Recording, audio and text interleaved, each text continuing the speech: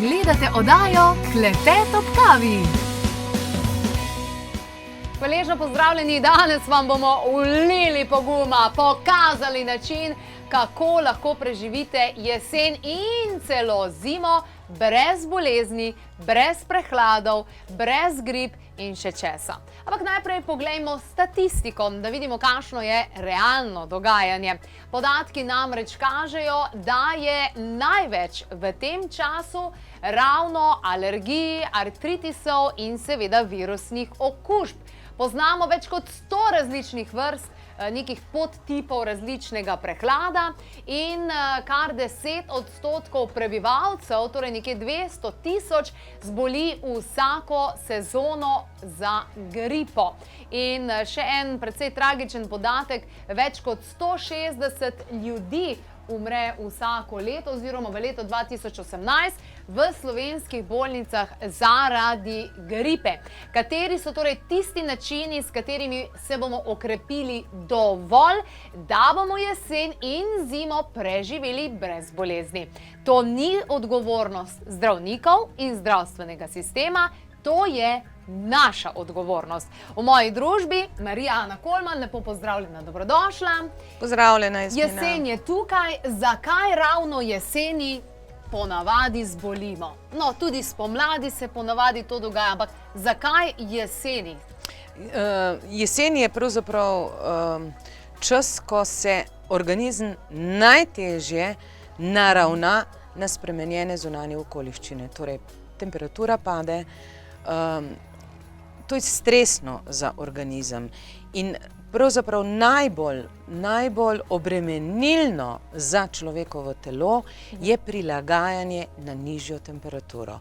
Ne govorim zdaj samo v primerih, da človek še kar hodi v kratkih hlačah, pa kratki majici pa bos, čeprav je že 13 stopinj, ampak govorim o tem, da je čez poletje organizem navajen na toploto, ki je pravzaprav zelo blizu njegove telesni temperaturi, jeseni pa temperatura pade, najbolj nevarni so pa hitri preskoki. To pomeni padec temperature iz 32 na 15, čez noč.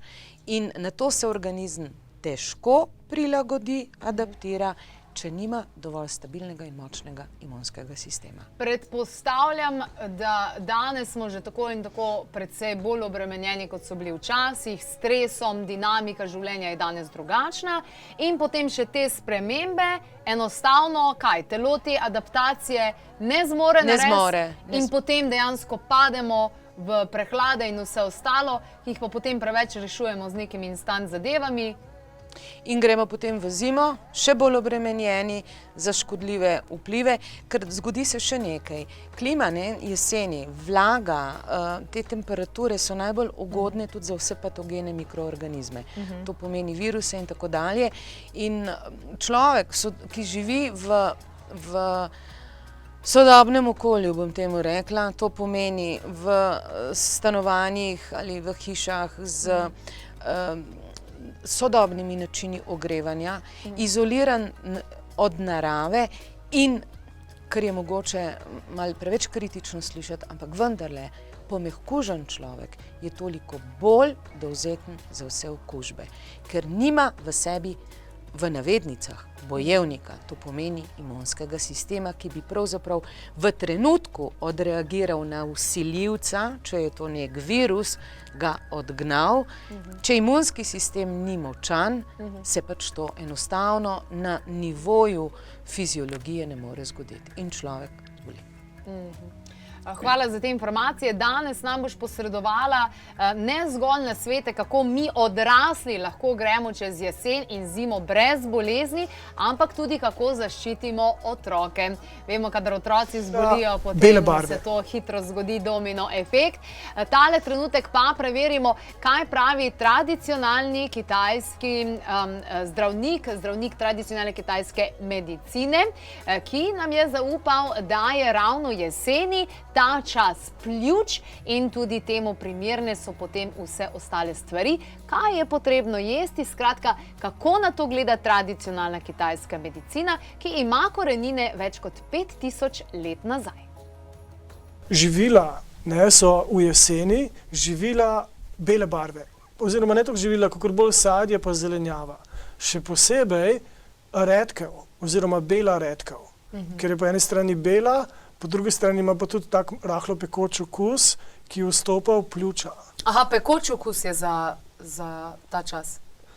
秋天是不是属于有那个辛辣的味道？像那个白萝卜是吗？是的，是的。Ja, ker ko bi rekel, se grejo, odpre pore. Se grejo. 对，是的。 Ne? In ko odpre pore, ima to povezavo med 是辛辣的味道 kožo 辛辣的味道正好进入肺。 in, Da nas in zagreje. pljuči. Ja, in ta pekoč okus vstopa v pljuča. Tako, torej, katere pa so tiste stvari, ki jih uporabljajo tudi v Sibiriji, kjer temperature padejo neprimerljivo nižje kot pri nas, in kako torej v Sibiriji ohranjajo dober imunski sistem, da grejo, zadnjič sem prebrala, na hokej tekmo pri -40 stopinj Celzija navijati.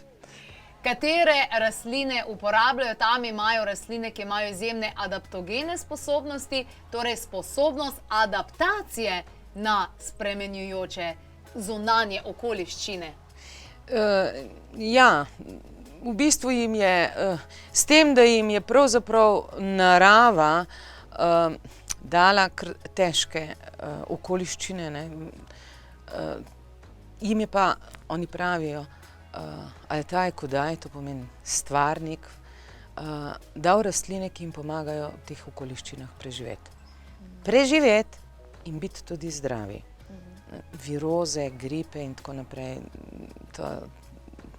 Ne le zaradi zime, ki je seveda zelo hladna, v tej zimi virusi ne preživijo, ampak tudi v teh vmesnih obdobjih, to pomeni predvsem jesen in potem pomlad, ljudje ne obolevajo, zato ker uživajo ali rožni koren, to je pač stvar kulture, ne samo stvar preventive, čago kot čaj običajno, eleuterokok in seveda tudi tisto, kar jim ponuja njihovo sveto drevo sibirska cedra, to je smola ali živico sibirske cedre. Nekaj popolnoma normalnega je, ko gre človek mimo cedre, ki smoli, da vzame nekaj kapljic ali da pod jezik ali si namaže pod nos. To pomeni, to so naravne zaščite, ki ne le da ščitijo, ampak vzpodbujajo imunski sistem. Imunski sistem je pa tisto, kar človeka ščiti. Oni imajo to na dosegu roke. Bog jim požegnaj pri teh nizkih temperaturah, da je temu dejansko res tako. Kako pa je v bistvu pri nas? Za nas tudi dobro delujejo njihove rastline. Kater mogoče ali protokol ali neko kuro, katero kuro bi v tem času priporočala vsem, da bomo fajn zdržali zdravi in brez odsotnosti zaradi bolezni od naših otrok ali nas samih čez jesen in zimo. Kateri bi bil najbolj osnovni protokol, osnovna kura, ki jo lahko naredimo? Najbolj pomembno je, da je ta protokol del našega vsakdana. To pomeni, ne kot čutiš, da te nekaj ni, da začneš pa zdaj uživati živico ali pa eleuterokok, ampak da enostavno z septembrom pride bližina jeseni in takrat si rečeš v svoj vsakodnevni protokol ali prehrambeni režim bom uvedel imunostimulatorje in adaptogene, ki bojo moj organizem pripravili na nevarno obdobje. Katere imunostimulatorje, katere adaptogene?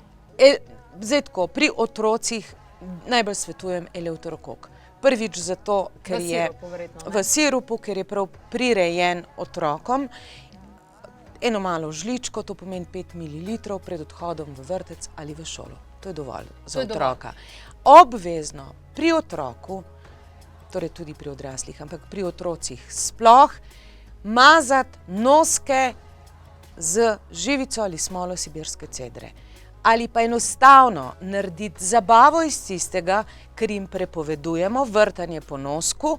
Od zdaj naprej lahko vrtate po svojih noskih, ampak prej prstek namočite v živico ali smolo sibirske cedre. Zveš, kakšnim veseljem moje dva vnuka vrtata zjutraj po nosku in si naneseta v nosnice živico. Fitoncidi, smole, ki prestrežejo, do 78%, to je znanstveno dokazano, prestrežejo viruse, patogene organizme, ki bi sicer skozi nosno votlino šli v naša dihala. In preprečiš okužbo, skoraj 100%. Ne. Priporočam to seveda tudi odraslim. Pri odraslih kot podporo imunskega sistema svetujem ali čago z eleuterokokom ali pa čago z rožnim korenom. Čago z eleuterokokom pri tistih ljudeh, ki imajo oslabljeno delovanje nadledvične žleze, oslabljen imunski sistem kot posledica porušenega ravnovesja delovanju endokrinih žlez in pri tistih ljudeh, ki so izpostavljeni stresom, konstantno tisto. Gre v službo, gre v stres. Pride iz službe, gre v drug stres in tako naprej in tako naprej. Pri ljudeh, ki imajo pa težave z koncentracijo, psihično in fizično, aktivno obremenjenih ljudeh, tistih, ki jim slabo dela prižalc, ščitnica, vegetativni živčni sistem ogrožen in tako dalje, svetujem pa čago z rožnim korenom. Čaga z rožnim korenom, ok. Imuniteta je pravzaprav, oziroma stanje našega imunskega sistema je eden od dveh faktorjev, od katerih je odvisno naše zdravje. Poleg imunskega sistema od negativnih zunanjih vplivov. In oba, torej eleuterokok in čaga, ne le, da sta imunostimulatorja, imunomodulatorja, sta tudi adaptogena, to pomeni, da odpravljata in blažita negativne stranske učinke in telo adaptirata na pač zunanje vplive in okoliščine, ki niso ravno prijazni. Ne glede na to, ali je to psihičen pritisk v službi, ali je to stresno okolje doma, ali je pa to enostavno onesnažen zrak, prehiter tempo, izgorelost in tako dalje. Tukaj v tej knjižici, ki jo imajo že številni, se ne prodaja, temveč se podarja, Sibirska fitomedicina, sem prebrala, da pri tistih, ki imajo visok krvni tlak, morajo nujno uživati kombinacijo eleuterokoka in čage. Tako je, ker čaga uravnava, še bolj pa pri tistih, ki imajo recimo hipno zvišan visok tlak, predlagam rožni koren. Rožni koren imajo radi ljudje tudi zato, ker ko se mi zdaj zahvaljujejo za pomoč z protokolom uživanja rožnega korena, mi pravijo, da je fino, ko deluje takoj. Eleuterokok ima mehko delovanje, deluje na dolgi rok, to je sicer najbolj priljubljena rastlina dr. Korepanova, ker je nežna, mehka. Sem ti poslala slike z botaničnega vrta, kako izgleda v naravi, te jagodke. Dočim rožni koren deluje pa enostavno takoj, 15 minut potem, ko ga zaužijemo, že čutimo večji pritok energije, celo dobre volje smo, ljudje, ki jemljajo antidepresive. To je za fajn skurjene ljudi, ne? Fajn skurjene in enostavno, da mu dvigne imunski sistem. To pomeni, ciljno deluje na vse organe, kjer je imunski sistem doma, poenostavljeno povedano, ali pa kjer se dela. Pomeni jetra, vranco, kostni mozek, potem vse v črevesju, je 70% imunskega sistema in seveda tudi na ostale ledvica, pljuča in tako dalje. Kaj pa pri ljudeh, ki so že v osnovi bolni, bolehajo za nekimi zadevami, za katere tudi jemljajo zdravila, ali je to diabetes, ali je to mogoče kakšna druga diagnoza, nevrološka, kardiovaskularne bolezni in tako naprej. Za njih je verjetno še slabše, da zbolijo z gripami, s prehladi, z virozami različnimi. Kaj pa za njih? Je kaj tak, kar bi se križali med sabo od teh kombinacij oziroma od teh rastlin, ki smo jih slišali za njih, torej eleuterokok, čaga, rožni koren čaga? Kaj bi bilo primerno za njih? Je kaj spornega? Nobeden od teh proizvodov oziroma rastlin nima kontradiktornega učinka na zdravila, ki jih ljudje običajno jemljajo. Edino, kar bi izpostavila, je to, da je ta protokol, ki ga svetujem, da ga uvedejo jeseni, potrebno pričeti z razstrupljanjem. Tisti ljudje, ki uživajo, recimo, dovolj surovega česna, surove čebule, mogoče tudi bolj začinjeno hrano, nekako sami vzdržujejo v svojem črevesju, obvladujejo stanje, da jim paraziti ne zasedajo imunskega sistema. Vsem ostalim pa svetujem, da vsako jesen in vsako pomlad uvedejo protokol razparazitenja in s tem osvobodijo svoj imunski sistem, torej 70% tistega, ki je v črevesju. Ljudem, ki sicer obolevajo in jemljajo velikokrat ali antibiotike ali zdravila, ki imajo stranske učinke in tudi puščajo posledice, torej toksine v organizmu, obvezno enkrat ali dvakrat na leto svetujem razstrupljanje s pomočjo fungoterapije, agarikusa, gobe, ki iz telesa odpravi vse toksine. In obenem, ob tem protokolu je potrebno v jedilnik uvesti dodatke, to pomeni naravne pomočnike za dvig in stabilizacijo imunskega sistema. Nekateri ljudje si čez poletje zgradijo imunski sistem, imajo lep, ampak pol jim pa pade in ga je treba tudi vzdrževati. To pomeni, če si bil v poleti super, nič ti ni bilo, ni rečeno, da bo šel tudi skozi jesen in zimo tak. Ta imunski sistem je treba vzdrževati. In jaz sem videla nekako pri Korepanovu, kako on pravzaprav veliko večjo pozornost zdaj usmerja v osveščanje ljudi, da bi na področju preventive naredili veliko več. To pomeni ob izločanju tistih zdravju škodljivih vplivov, s katerimi se vsi soočamo, da bi enostavno imeli vsaj vsako jesen protokol s podporo 1 žlička eleuterokoka, 1 žlička rožnega korena. 5 ml pomeni, slabih 5 ml pomeni, da 1 steklenička zadošča za 1 mesec, to pomeni za to kritično obdobje, ko je treba imunski sistem podpreti. Eleuterokok pri otrocih naj bo enostavno aksiom, ki velja tako za jesen, kot tudi za zimo. Preden gre v vrtec, pika. To je 1 žlička, dober okus je, otroci imajo to radi in veš, da tisti, ki so bili na najinih predavanjih lani, da so povedali, da so šli njihovi otroci že lansko zimo skozi vrtec brez kakršnih koli okužb.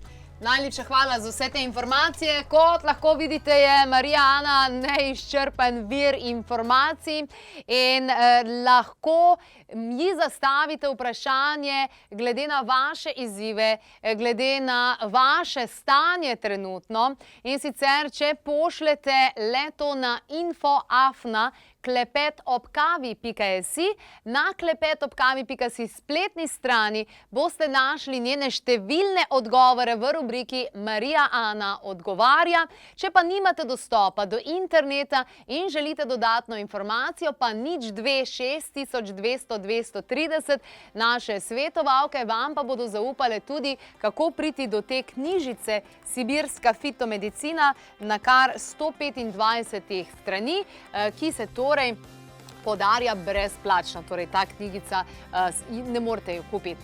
Povprašajte tudi o tem in najdite informacijo. Sicer pa še ena zanimiva informacija, če se vam bodo v jeseni nabrali kilogrami. Kje je lahko razlog? V vitaminu D. Tako da čim več sončnih žarkov še poskušajte ujeti in tudi to vsekakor vpliva na boljšo voljo. V oddaji nam včasih zmanjka časa, zato organiziramo predavanja, delavnice, izlete. Preverimo, kaj je aktualno. ker je prvi vikend šamanizma in fitoterapije na Jezerskem razprodan, smo objavili dodaten termin od 25. do 27.10. Na Šenkovi domačiji na Jezerskem bo torej potekal vikend z Marijo Ano Kolman, šamanizem in fitomedicina. 9.11. vabljeni na delavnico praktične arometerapije. Največ poudarka bo na arometerapiji za jesen in za zimo, pa za zdravje celotne družine.